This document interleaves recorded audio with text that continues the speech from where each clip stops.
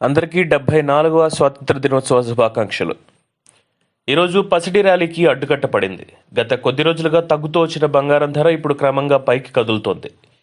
ఈరోజు కూడా బంగారం ధర పెరిగింది. పసిడి ధర పెరగడం ఇది వరుసగా రెండో రోజు కావడం గమనార్హం. బంగారం కొనుగోలు చేయాలని భావించే వారికి ఇది బ్యాడ్ న్యూస్ అని చెప్పుకోవాలి.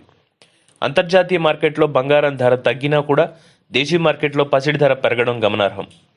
హైదరాబాద్ మార్కెట్లో బంగారం ధర మళ్లీ పెరిగింది. శనివారం 10 గ్రాముల 24 క్యారెట్ల బంగారం ధర 260 ర్యాలీ చేసింది. దీంతో ధర 55,760 రూపాయలకు చేరింది. అదే సమయంలో 22 క్యారెట్ల బంగారం ధర కూడా ఎగిసింది. 10 గ్రాముల బంగారం ధర 60 పెరుగుదలతో 51,110 రూపాయలకు చేరింది. పసిడి ధర పెరిగితే వెండి ధర మాత్రం పడిపోయింది. కేజీ వెండి ధర 50 రూపాయలకి తగ్గింది. దీంతో ధర 66,950కు క్షీణించింది.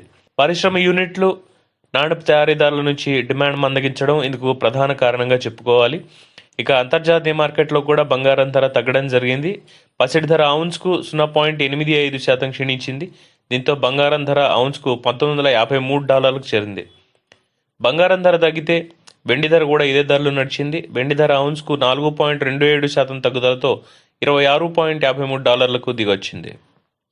ఇకపోతే బంగారం ధరపై ప్రభావం చూపే అంశాలు చాలానే ఉన్నాయి. ద్రవ్యోల్బణం, గ్లోబల్ మార్కెట్, పసిడి ధరల్లో మార్పు, కేంద్ర బ్యాంకుల వద్ద ఉన్న బంగారం నిల్వలు, వడ్డీ రేట్లు, జ్యువెలరీ మార్కెట్, భౌగోళిక ఉద్రిక్తతలు, వాణిజ్య యుద్ధాలు వంటి పలు అంశాలు పసిడి ధరపై ప్రభావం చూపుతాయి.